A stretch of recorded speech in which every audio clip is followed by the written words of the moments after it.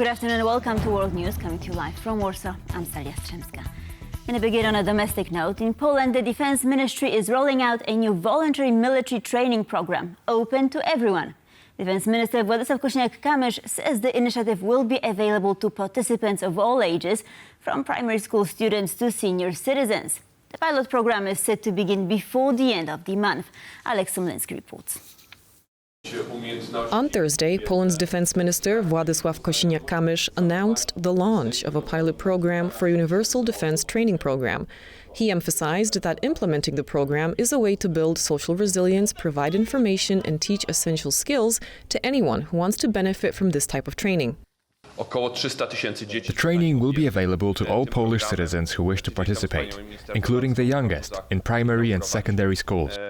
It will also be available to working people and businesses, offering both individual and group training. Senior citizens will also be able to benefit from the training and preparation. Several modules will be launched in November of this year. The pilot phase will begin on November 22nd, and we are ready to handle several thousand people this year. Full readiness will be achieved by early next year. There is currently no compulsory military service or mobilization in Poland. Those interested in serving their nation can join the professional armed forces or the territorial defense forces, which play an increasingly important role in the country's defense system.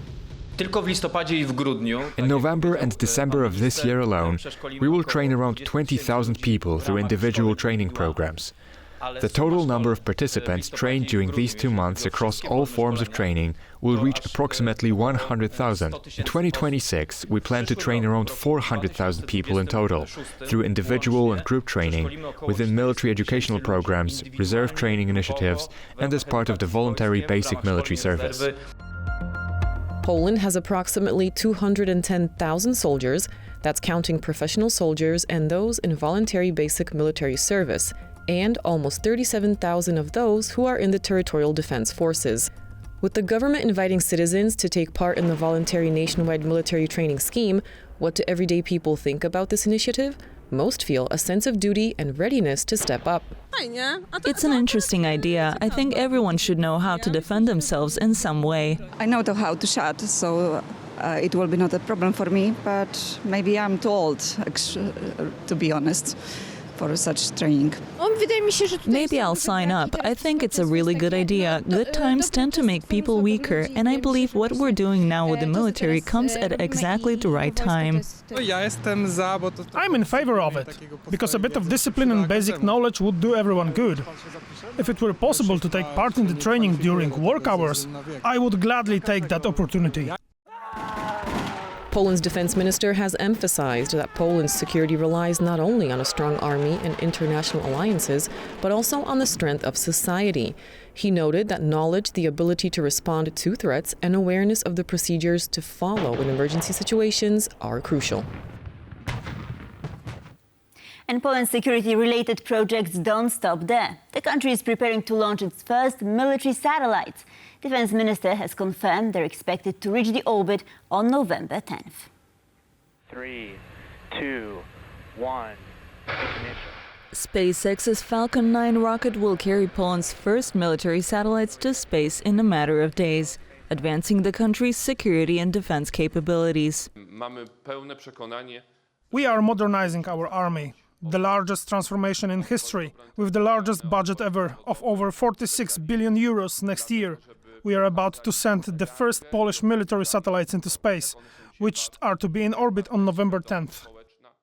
Among the satellites to be launched is one developed by the Finnish satellite tech company ICEYE, co-founded by Poland's Rafał Modrzewski. ICEYE specializes in synthetic aperture radar satellites, which provide reliable satellite imagery regardless of weather conditions or the time of day, bound to strengthen Poland's security. We can see the movements, for example, of the army in satellite images, right? So we can see how the enemy is approaching, for example, our border.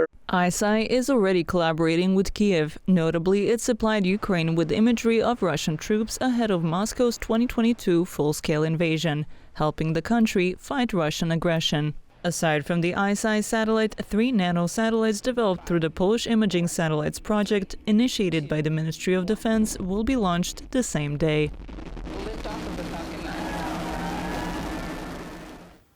Meanwhile, tensions at the Belarus-Lithuania border are making headlines tonight. Minsk is calling on Vilnius to reopen the crossing, blaming Lithuania for a disruption that's left thousands of trucks stranded. The appeal comes after Lithuanian Prime Minister Ingrida said her government would ask Belarus to allow Lithuanian vehicles to return home. In a post on X, Belarus's foreign ministry said Vilnius was solely responsible for the situation, urging it to, quote, restore normal border operations. The appeal comes after Lithuania closed its last two crossings with Belarus for a month, citing security reasons.